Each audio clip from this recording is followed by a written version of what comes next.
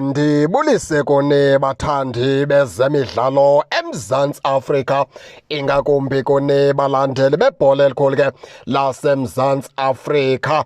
Baphulaphuli ke lapha sichokonyiswa intetha ke ephuma phaa kuJunior Khanye noBenedict Vilakazi kunye ke noNkululeko Nkewu kwinkqubo yabo, apho ke bekhwela bezehlela ke kuqela kule Kaizer Chiefs emva kokubana ke iKaizer Chiefs ithe abeke yaphumelela phaa, izolo iphumelela phaa ngo-1-0. Masenjenje ke baphulaphula kuze sihambe sonke ngendlela erayithi. Asizukwazi nangeminenye ukuyivumela into yokubana ke kubekho abantu abakhwela phezu kweKaizer Chiefs, ngoba Kaizer Chiefs wathi ga ngoku sisebenza nzima kakhulu baphulaphuli. iKaizer Chiefs xa unoyidibanisa nakwisizini ezidlulileyo isebenze kakhulu zofikelela kwesi stage ikuso zothi ga ngoku. Xa kuzobakho abantu abazosoloko bethela amanzi phezu kweeplayers zeKaizer Chiefs, bethela amanzi phezu kwemizamo yeKaizer Chiefs, noko baphulaphuli le nto le seyithande ukuphuma esandleni. Masenjenje ke baphulaphuli ke iKaizer Chiefs phayizolo idlalile ngoba ize no-3 points. Into yokuqala leyo baphulaphula. Esibini indawo, ibala eli bidlalela kulo iKaizer Chiefs noko belingekho kwi-conditions ezirayithi. Nayiphi na iteam ekula mgangatho weKaizer Chiefs ibingeke ikwazi ukuperforma okanye ikhuphe iperformance yayo kwela bala iKaizer Chiefs bidlala kulo. Into ebalulekileyo phaa yinto yobana iKaizer Chiefs sebenze experience, yathatha u-3 points awufaka engqoweni. Nantso ke into ebalulekileyo. Number 2, uStuart Baxter wawina ileague neekhaphu ezininzi uKaizer Chiefs. iKaizer Chiefs wina ngo-1-0 iscore, kodwa waphumelela iikhaphu ezininzi. Kokudlala oshabalala, kudlala oParker, kudlala oMashamete, kudlala oMathoma Silelo Gaxa. Wayephumelela ixesha elinintsi ngo-1-0. Banawukhumbula kakuhle kwakukora ii-defenders kwiKaizer Chiefs ngelo xesha likaStuart Baxter. Kaizer Chiefs ke yeza neligi kade kakabini kuStuart Baxter, yeza neekhaphu andizazi uba zingaphi. Sibuye futhi siya kule nto athi uNkululeko Nkewu iKaizer Chiefs wathi ga ngoku akwaziwa ngubani okorayo. Kukora nabani na kwiKaizer Chiefs. Izolo kukora uLilepo kwenye imeshi kwakukora ubani bani. Ina 15 goals Kaizer Chiefs kwi-15 games. Loo nto lethetha ukuthi ke irekhodi labo alilihlanga ekukoreni. Masikulungisela lapho mfana wakethi. iKaizer Chiefs iyabonakala ukuthi ingozi, ngoba awukho sure into yokubana ngomphi na ozovukuzelisa inethi phaa kweza players eKaizer Chiefs. Akusiyo Sundowns apho kufuneka kumakwe uRhaynes okanye kumakwe lo mfana wakwa la mfana wakwaShalulile. Akusiyo Sundowns apho kwakusazi into yokubana manicika uShalulile kuzoba nzima into yokubana iSundowns iskore. iKaizer Chiefs iyakubonisa loo nto yokubana ke iyaperforma okanye ke ikhulile unyuke lo mgangatho wayo kwale nto uba end up nibhideka ningazi into yokubana ngubani na ozokora uKaizer Chiefs. Kakade ebholeni okanye ke xa wawuka wayidlala ibhola akunyanzelekanga into yokubana ukore istriker. Kungakora nje no-goalkeeper xa enethuba lokukora, kungakora nje uMonyane xa enethuba lokukora, kungakora ntsho uAiden McCarthy.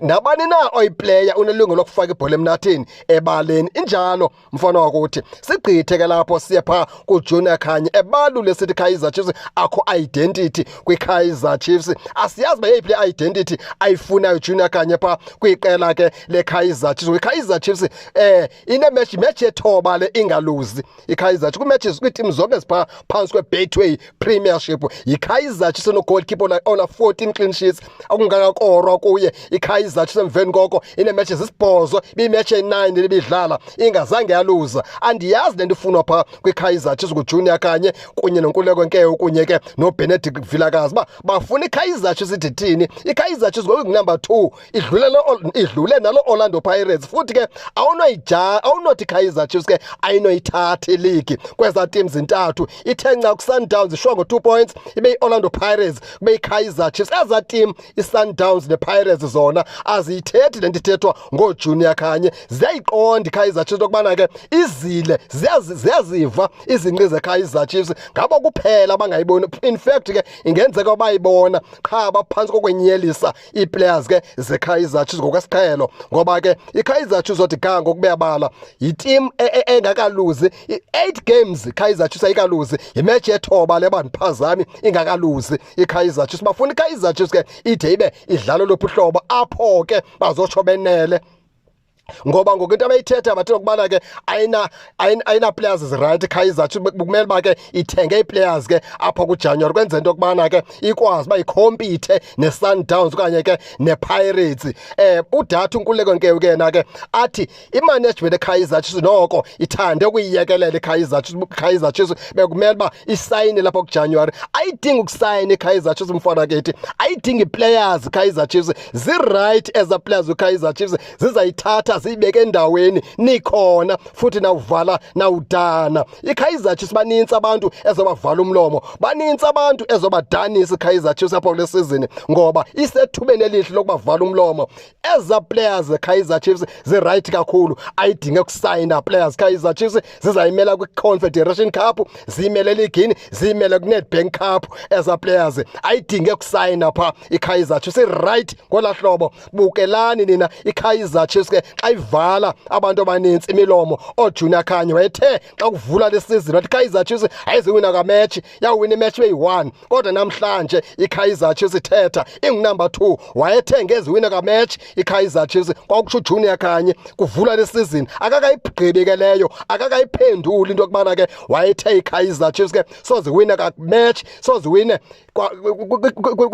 kwi-match ezi5 ze-league iKaizer Chiefs yawina benye xa kuvula lesizini kodwa namhlanje iKaizer Chiefs yathi vula ileague yavula ngokuwina yaphinda imatch yesibini yayiwina yaphinda imatch yesithathu yayiwina yaphinda imatch yesine yayiwina ekhona uJunior Khanye azange athi hayi ndandiphazamile sisajongele ke mfana mdala uphinde ubuye uzothi ke wawuxoko okanye uthi wawuphazamile nangoku satsho iKaizer Chiefs kunumber 2 mfana omdala izanosula inyembezi izanivala ukuthetha niza kothuka xa ithatha le league ngokunitha ayina material ngonitha ayina players mhlambi ke niyas undermine as a players Kaizer Chiefs ke nizijongele phansi okanye ke iKaizer Chiefs le niyijongele phansi kodwa ekugqibeleni iKaizer Chiefs izawuphumelela futhi ke nizawuvaleka imilomo abafana abadala kufikelele apho ke mele nathi ke ngoku singene siniphendule kusekuyapho kuyakhona baphulaphuli ke ndifuna ke nani ke ningene nitshone into kubana ke niva njani ningakhohlwa usubscribe kule channel kuze ningaphoswa zezemidlalo endizanothulela zona kwixa elizayo kakuhle babukeli.